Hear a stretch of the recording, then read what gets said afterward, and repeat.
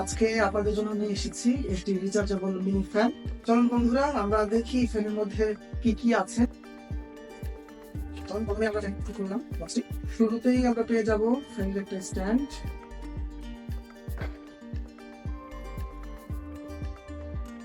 দ্বিতীয়ত পেয়ে যাচ্ছি আমাদের সেই কাঙ্ক্ষিত ফ্যানটা। ফ্যানের আরেকটি অংশ দেখি আর কি কি আছে। আছে একটি টাইপ সি পোর্ট। দেখি আর কি কি আছে আমাদের মধ্যে। আছে একটি ম্যানুয়াল।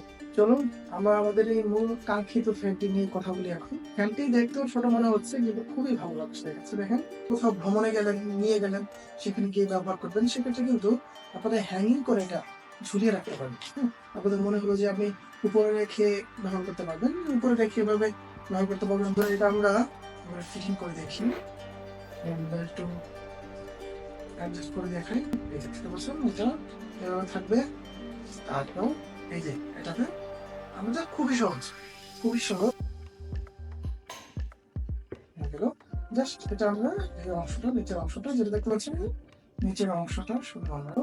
তারপর হচ্ছে অংশটা আমরা এভাবেই করলে